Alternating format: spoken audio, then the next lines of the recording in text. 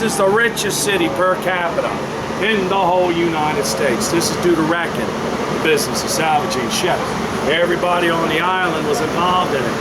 When a ship ran up on the reef, what they said here? Thank you, God! Yes, that is a wreck. That may sound terrible, but you know what? It meant we were out there saving lives, making money. Wrecking and salvage has been the foundation of the culture and the commerce of the Florida Keys for 400 years. By the 1850s, about 100 ships a day were sailing by here. Some were off the Florida Keys, coming around Cuba, going in and out of Gulf of Mexico. Fewer than 1% of them came up here close enough to hit our reef or even need our assistance. That was still plenty of work for wreckers. It made millionaires out of some of the merchants. One of the most successful wrecker merchants of the day was Asa Tiff. You remember that? 1856, Asa Tiff's wreckers salvaged many of the vessels in our waters, but I gotta tell you, sometimes those wrecks were too deep. That cargo was too heavy. We left it behind for 150 years until modern day treasure hunters started finding these old wrecks. You know where that cargo ended up? Oh yeah, now with all that salvaging operation underway once again, who do you think suddenly reappeared after being gone 150 years? Good old. Thank you for staying with me, young man. He's back to finish the job. And that's where you all come in. Oh, we need us crew. We need wreckers. We need lumpers. We need divers. Young man, can you hold your breath? All right, because if you can make some money here. But don't judge that by me. Do I look like a diver? Cheapskate, tightwad, penny pinching. Well, now, that would be Mr. Tightwad to you. Way to tell me he was factored. Mr. Tiff, I thought you were in your office. That's what happens when you lumpers try to think. Yeah. What are you doing down there talking about being from old strangers? Strangers, I've been working. Working, are you? I got all these great applicants. And this. For your crew. All right, hold on to that spot. Count on me, sir, as well preserved as he may be. He's 200 years old. He's irritable. He's cantankerous. He's behind you. He's the nicest boss on the whole island. No, I'm not. He's the only boss that'll hire the likes of you. Thanks, Dad. What have you brought me? Why? These do look like landlubbers. Sir, these are seafaring folk. I'll be the judge of that. On the other hand, at least this group is standing upright. They got their sea legs. We do have good sea legs. Yep. And look at that. Every single one of them has a pair of shoes of some sort. Mighty, well, some of them are mighty French. I'm gonna get you folks brought inside so I can qualify you as divers. Make some money. You, back to work. Don't get your dollar out of me, sir. No, I doubt that. I think their ship has sailed. Wow. Right this way, folks. Right Boy, this I'd way. be hurt if I cared. Step lively. Follow him into the warehouse. Don't keep him waiting. Uh-oh. Young lady, watch out. Welcome to my museum and shipwreck warehouse. Just gather around the railing. You look like you make great divers. Here's the lot, sir. Hey, get it out to the ship. I want you to slob and sleep. How long can you hold your breath underwater? I don't know. Okay, 30 seconds. He can do 30 seconds, so you gotta do a minute. That'll be a minute and a half to you and 2 there. She looks like she could do 3, 3.5, 4, 4.5, 5 minutes, sir, you're hired. I think I can die in about a minute. Yeah. My divers had to hold their breath for 5 minutes. But I rewarded them for these talents. I paid them $600, $700 a month. Back when a dollar was worth over 20 times what it's worth today. Then again, I could afford it. I own this whole square out here. I even built myself a fine home up there on Whitehead Street. That was in 1851. Of course, most people know it by some raider. This raider is coming back from Paris, France by way of Arkansas. Somehow he gets his foot in my back garden gate.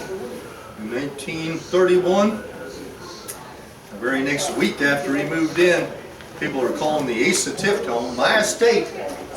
Hummingbird House or something like that. Was that Himmelwaith? Himmelschlimmer, I think. Yeah, enough about him. Let's talk about something interesting. The Spanish galleons. Way before we were salvaging, the Spanish were sending all sorts of treasure through these straits. This would be a genuine silver bar. And that bar weighs 64 pounds. It's worth over $25,000, just the silver weight alone. As a historical artifact, probably over 100,000. The Spanish sent back tens of thousands of these bars.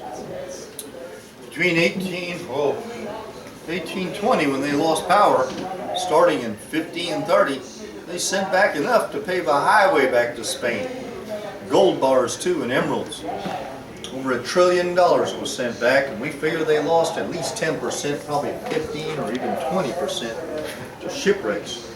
Now we might have recovered 1% of what they lost. That means there's a whole lot more treasure out there. And this bar is a case in point. Why, it sank twice. It's true. First time was off of Ecuador, coming up from Peru, 1654. The captain managed to salvage it. He brought it across the Isthmus of Panama by mule train. They put it on board this vessel here. She was called La Nuestra Senora de las Maravillas. Now the Maravillas set sail with a fleet of over 20 vessels in January of 1656, bound for Spain. They ran into a storm off the northern Bahamas that took the Maravillas and just smashed her right into the Almirante. And they both went down a big heap of treasure. They went down in shallow water. They sent out salvage boats. They filled up 6 of them with treasure. They're headed back for Havana when a storm strikes the salvage fleet. And 4 of those sink in deep water, never to be recovered, not to this day. And the Spanish start calling this cursed treasure. This ship is the ship. Okay, all the you that have touched the bar, you're all hired. That's how it works. Now over here we've got treasures from El Cazador. Now that means the hunter in Spanish. She was a Spanish naval vessel.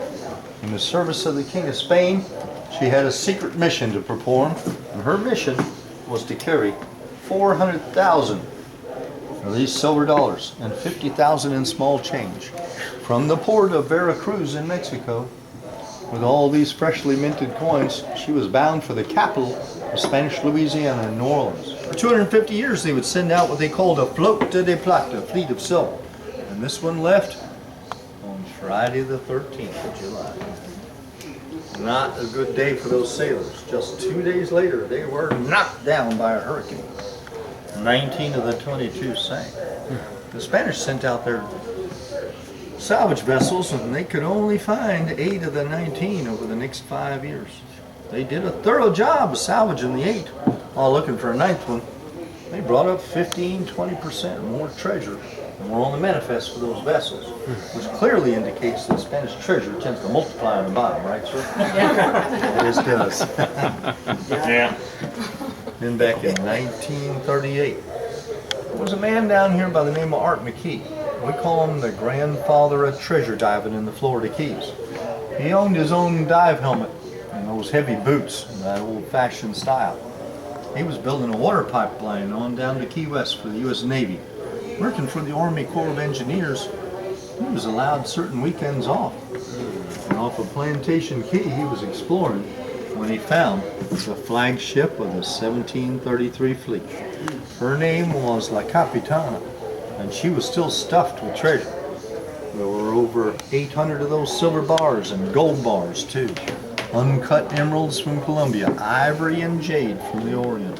Hundreds of artifacts, including fine china and pottery. Oh, cannons, cannonballs, and thousands of these cob coins. And over the next 30 years, the man found another 4 vessels from that fleet. He became quite wealthy. People like Mel Fisher, Bob Marks, Whitey Keevan, who dove on the Cazador, even Jacques Cousteau. They stopped by to see him and go diving with him, and actually paid him some. She sank 5 pounds of ore. Not before the captain managed to abandon the ship with all hands and save their lives. That was a good thing. We didn't have to do it. But we went out there the next day and we started salvaging. We were bringing up all manner of cargo. Why, she was headed to New Orleans with these pretty French dresses for the ladies down there and little bottles of perfume, cases of champagne and cognac and fine wine, sharp chef's knives and pots and pans, manufactured goods from New England, firearms, powder, rum, tobacco. Bottom of the ship, though, that beautiful carved marble, it was worth a lot of money to the U.S. government. They intended to use it for the interior of the customs house. Our method for bringing it up was after we salvaged the upper decks of all we could get, we took that big pottery urn and we filled it full of black gunpowder, put a wax seal in it, submersible fuse, laid it on the deck of the outfit, hanging off like a bombshell. We blew a barn door. Got the divers down in with that piece of marble out. Yeah, contributed very heavily to that $52,000. But we did find her again back in 1985, surrounded by pieces of marble and bottles. Unfortunately, most of the marble is all busted up into different sized pieces. I might have used a little too much of that black powder.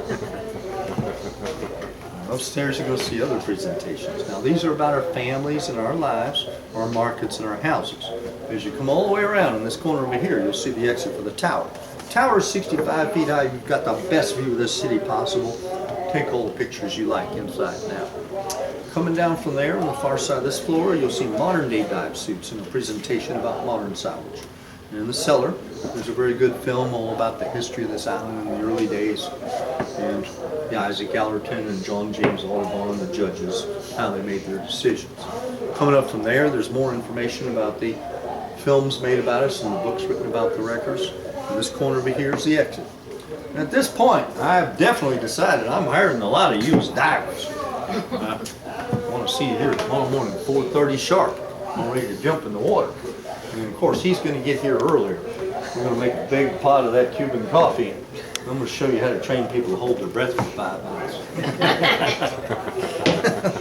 I'm amazed that powder would explode underwater.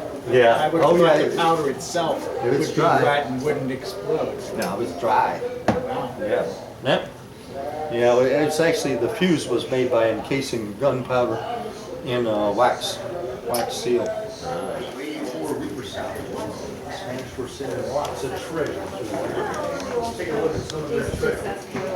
This would be the oldest artifact in this museum. There's some archaeologists how much more you said. It's polished. 1656. Sat on the bottom for over 300 years. Up here, like the greenish. 64 To pounds. me, that would look like silver.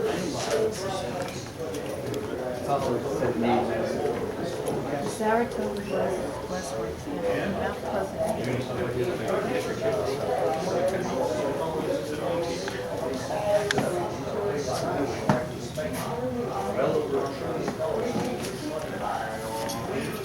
That's pretty cool.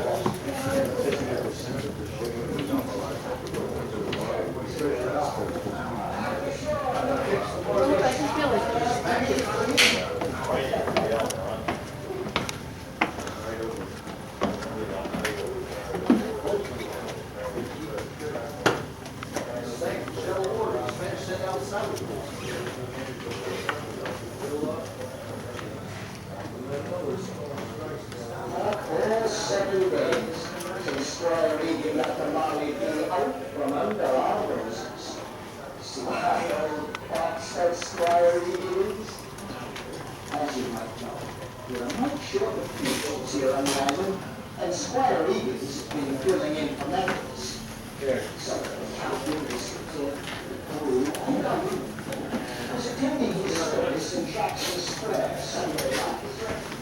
You see, the way the nations are based, the congregation had their backs to the harbor of Lee. The Prince Wire, I recite a poem. Just as I said, the agency of disciples.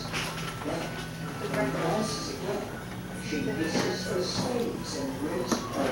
Oh, there is John. And starts telling the story. He goes up, and he is certain she's got all the shame. Now, you know, the rules of the regulations are nice. Gets a big share. But the squire is your better. If he lets us know, we'd all rush out of church and surely beat him to the whack. So says he. Brothers and sisters, let us get to the meat of the coconut. In your Bibles, turn to our text for today. The 9th chapter, 1 Corinthians, 24th verse. I remember it well. Don't think I'll ever forget it.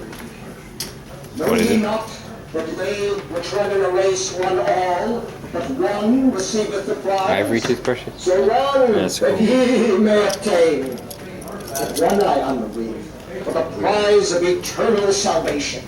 Down the aisle he wanders, preaching to beat the band, waving his arms, the words fairly flying from his lips. When he reaches the back door, he turns and yells, "Back ashore! Now we will all run a race and see who receiveth the prize." With that, he's out the door, leaving us all there trying to get out the door behind him. Talk about too many fish in a barrel. Folks flapping around that church and yelling and trying not to step on the women and kids. So surely they didn't sleep in those things. It's tiny. I'm just down from the lookout. Amos has got us up there round the clock all 7 days since Squire Egan got the Molly Bee out from under our noses. Sly old bastard Squire Egan is. As you might know, we're a mite short of patients here on the island, and Squire Egan's has been filling in for Methodist. So the captain, Mr. Tibbs, I got room for it, was attending his service in Jackson Square Sunday night. Fronts of the ship. See, the way the benches are laid out,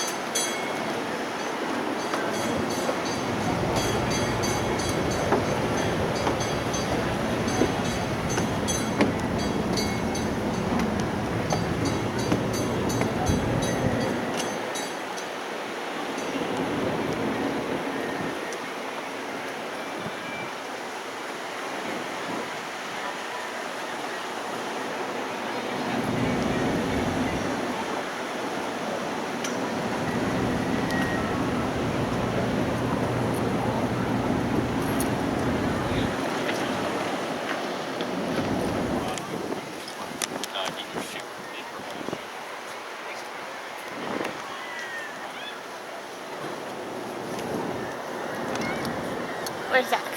There he is.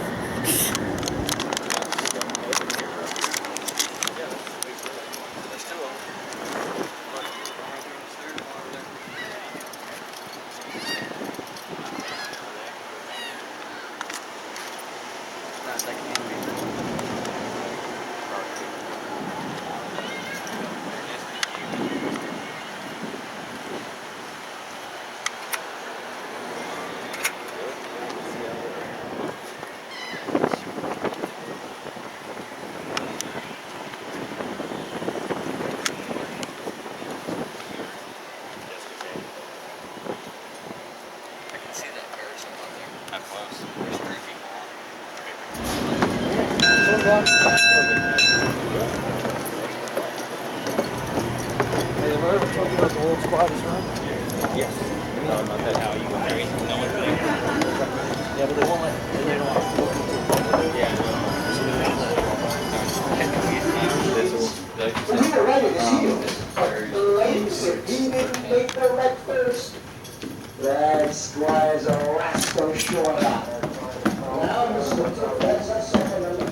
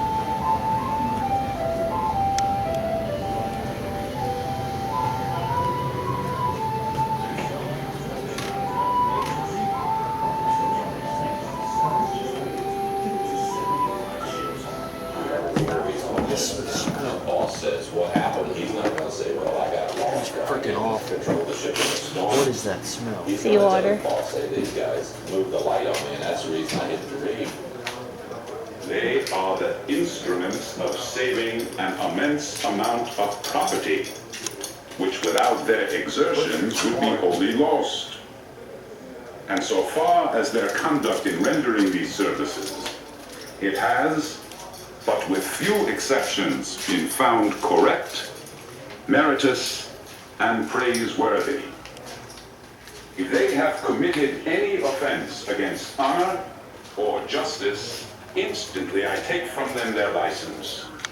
A wreck was the most wished for and thoroughly enjoyed thing that could happen, provided no lives were lost. The men all went to the wreck whenever Providence, bad machinery, and loose navigation sent us home. And then it was that the